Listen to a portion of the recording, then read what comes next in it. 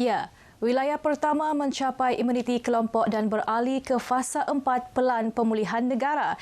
Itu antara pencapaian diraih Labuan pada 2021 hasil strategi pengawalan yang ampuh selain pematuhan tinggi para penduduknya. Ikuti imbasannya. Sepanjang 2021, pelbagai usaha dilaksana kerajaan melalui Jawatankuasa Pengurusan Bencana Daerah JPBD untuk membendung penularan COVID-19 di Labuan. Antaranya melaksana sekatan pergerakan dan mempergiat pemberian suntikan vaksin.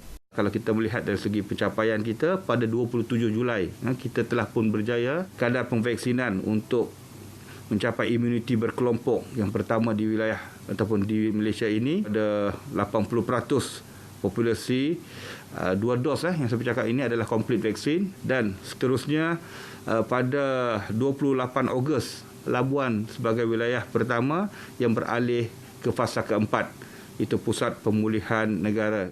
Pada 14 Ogos, satu lagi pencapaian dicapai apabila Labuan mencatatkan sifar kes baharu jangkitan COVID-19.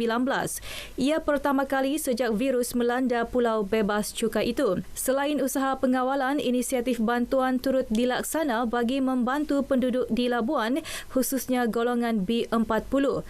Bantuan antaranya meliputi kewangan, barangan keperluan harian dan sokongan psikososial.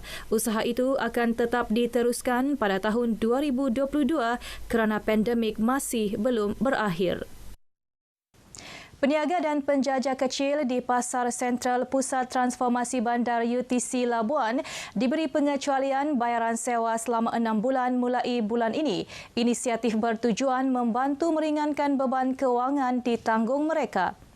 Tahun 2022 ini diadakan pengecualian terhadap sewa premis UTC yang kita sedia maklum yang terjejas akibat serangan pandemik COVID-19.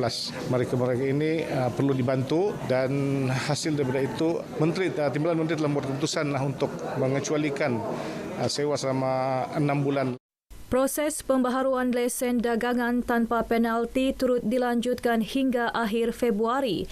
Kemudahan itu bagi melancarkan proses pembaharuan di kaunter, seterusnya memberi keselesaan kepada pemohon. Dalam perkembangan lain, Datuk Bashir turut mengumumkan diskaun 50% bagi tambang feri dan bot laju dilanjutkan hingga Disember ini. Ia membabitkan destinasi dua hala dari Labuan ke Menumbuk, Sepitang dan Kota Kinabalu Sabah serta perjalanan ke Limbang dan Lawas di Sarawak. Untuk makluman, kerajaan telah pun meluluskan semula subsidi ataupun diskaun 50% tambang feri dan bot laju kepada penduduk yang ingin menyeberang ataupun ingin kembali ke Labuan menaiki feri ataupun bot laju sepanjang tahun 2022 ini.